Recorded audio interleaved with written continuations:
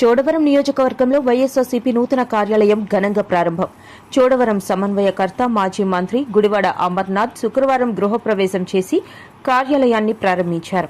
ఈ కార్యక్రమానికి అధ్యక్షత వహించిన బొడ్డేటి ప్రసాద్ ముఖ్య అతిథులుగా సీనియర్ నాయకుడు బొత్స సత్యనారాయణ, అరకు ఎంపీ గొడ్డేటి మాధవి, మాజీ డిప్యూటీ సీఎం బూడి ముత్యాల నాయుడు, మాజీ మంత్రి కురసాల కన్నబాబు, రాజ్యసభ సభ్యులు గొల్ల బాబురావు, మాజీ శాసనసభ్యులు కరణం ధర్మశ్రీ, అన్నంరెడ్డి అదీప్రాజ్ తదితరులు పాల్గొన్నారు. గృహప్రవేశం అనంతరం కార్యాలయాన్ని ప్రారంభించిన ఆయన కార్యకర్తలు మరియు ప్రజలకు ఈ కార్యాలయం ఎల్లప్పుడూ అందుబాటులో ఉంటుందని తెలిపారు. ఈ సందర్భంగా గుడివాడ అమర్నాథ్ మాట్లాడుతూ పార్టీ కార్యకర్తలు, అభిమానులకు తానెప్పుడు అందుబాటులో ఉండి వారి సమస్యల పరిష్కారానికి కట్టుబడి ఉంటానని స్పష్టం చేశారు. రానున్న ఎన్నికల్లో చోడవరం నుంచి వైఎస్ఆర్సీపీ భారీ మెజారిటీ సాధించాలనే లక్ష్యంతో అందరూ కలిసికట్టుగా పనిచేయాలని పిలుపునిచ్చారు. ఈ సందర్భంగా బొత్స సత్యనారాయణ మాట్లాడుతూ కూటమి ప్రభుత్వంపై తీవ్ర విమర్శలు గుప్పించారు. ప్రభుత్వానికి చిత్తశుద్ది లేదని, ఎన్నికల హామీలను పూర్తిగా విస్మరించిందని ఆరోపించారు. చోడవరం షుగర్ ఫ్యాక్టరీ అంశంపై ప్రభుత్వంపై ధ్వజమెత్తారు. ఫ్యాక్టరీని లాభాల బాటలో నడిపిస్తామని చెప్పి ఇప్పుడు రైతులను గాలికి వదిలేశారని మండిపడ్డారు. గత వైఎస్ఆర్ కాంగ్రెస్ ప్రభుత్వంలో 20 కోట్లు ఇచ్చి రైతులను ఆదుకున్నామని తెలిపారు.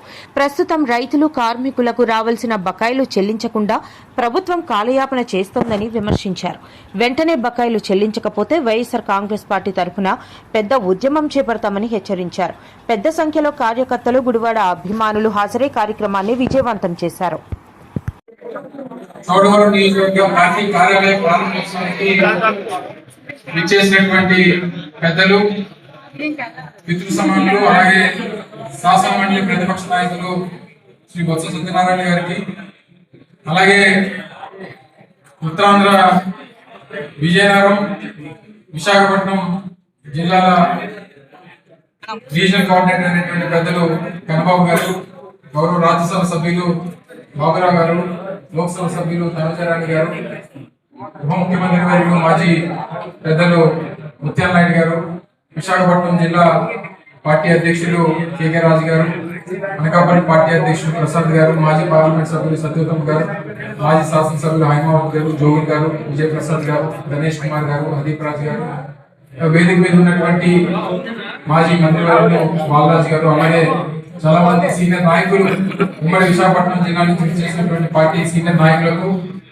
అలాగే చోడవరం నియోజకవర్గం నుంచి విచ్చేసినటువంటి పార్టీ ముఖ్య నాయకులు అందరికీ, అలాగే వివిధ ప్రాంతాల నుంచి విచ్చేసినటువంటి పార్టీ ముఖ్య నాయకులకు, మీడియా సోదరులకు అందరికీ కూడా, పాత్రికేయ మిత్రులందరికీ కూడా హృదయపూర్వక నమస్కారాలు. దాని మీద దృష్టి పెట్టిందని ప్రభుత్వం అప్పుడున్న నాయకులు వాళ్ళ ఇష్టారాజ్యంగా మాట్లాడారు. ఏవో చెప్పారు, మీరు ఇప్పుడు ఏం చేశారు, ఇప్పుడు ఏం చేశారు, ఇప్పుడు ఏం చేశారు అని చెప్పారు. ఎవరు ఎప్పుడు ఏం చేసినప్పటికీ కూడా ఎక్కడ చెప్పండి చెప్పాం, కానీ ఎక్కడ కావాల్సింది ఫ్యాక్టరీ నడిచిందా లేదా, ఫ్యాక్టరీలో రైతులకు వచ్చి ఒక రోజు అటు ఇంట్లో సకాలంలో వాళ్ళకి ఇవ్వాల్సిన బకాయిలు ఇచ్చారా లేదా, పనిచేస్తున్న ఎవరైతే ఉన్నారో కార్మికులు వాళ్ళందరికీ కూడా వేతనం ఇచ్చారా లేదా అనేది ప్రధానంగా అనిపిస్తుంది. దురదృష్టం ఇప్పుడు వచ్చి ఈ ప్రభుత్వంలో దాని గురించి ఆలోచించే మనుషులు లేదు, ఆలోచిస్తే వినే మనుషులు లేదు, అడిగే నాదులు లేదు, అడిగితే చేసేవాళ్ళు.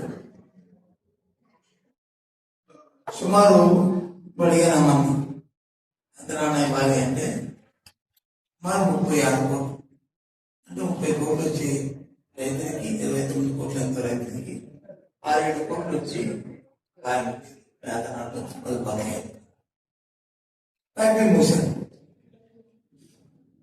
కారణం ఏంటి? కారణం ఆ రోజు అధికారంలో కమిటీ చేసి మేము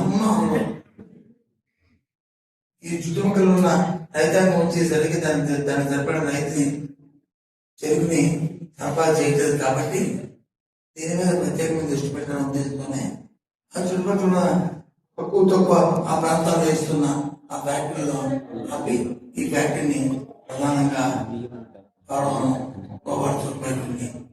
బలోపేతం చేయడానికి ప్రయత్నం చేశాం, బకాయిలు చెల్లించాం. ఒక ప్రభుత్వం వచ్చి దాని తగ్గట్టు ప్రోత్సాహించాం. కానీ ఇప్పుడు ఏ క్వశ్చన్ కూడా ఆ చదువు జరగట్లేదు. అందుకు ప్రభుత్వాన్ని డిమాండ్ చేస్తున్నాం. రైతులు బకాయిలు ఎప్పుడు చెల్లిస్తారు? కార్మికుల వాళ్ళకు బకాయిలు ఎప్పుడు మీరు ఇప్పట్లో ఇస్తారు? దాంతో పాటు రైతులతో బాటలు చేస్తాం. మించిపోయి సమయం మించిపోతే మా ప్రభుత్వం వస్తే వాళ్ళకి దానికి తగ్గ మెరుగైన ప్రతి వాళ్ళకి ఇస్తాం.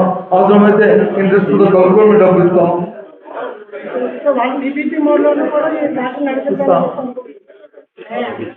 ఏమి జరగకూడదు అన్ని సొల్లు ఈ ప్రకాశం తర్వాత నిజంగా ప్రభుత్వానికి కానీ ఇప్పుడున్న ప్రధానమంత్రికి కానీ రైతుల పట్ల బాధ్యత ఉంటే అది చేయాలి. కొన్ని నా పేరు చెప్పినా సరే, మా అందరి పేరు చెప్పినా సరే, వాళ్ళ ప్రభుత్వం దగ్గరికి వెళ్ళి ఏదో గొడవ పడతారంటే ఉద్యోగం చేస్తారని అడిగినప్పుడు కూడా చెప్పారు. అంటే మినిస్టర్ గారు చెప్పారు ఏమని, దీనికి ఇస్తాము మాట్లాడతాము. ప్రజాప్రతినిధి ఏం చెప్పాడంటే ఫ్యాక్టరీని ఓపెన్ చేయబడదు, అయితే మొలాసిస్ ద్వారా లేదంటే ఏదో ఏర్పాటు చేసుకోవడానికి. నువ్వు నన్ను ఫాలో అయ్యానంటే అనుకుంటాను. ఏం చెప్పాను? బకాయిలు విడుదల చేస్తూ పూర్తి విధానాన్ని ప్రకటించాం.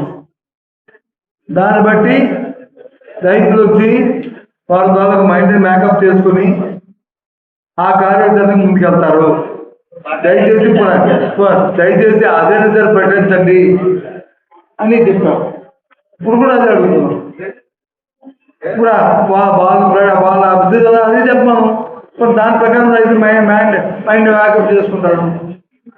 చాలా సందర్భాల్లో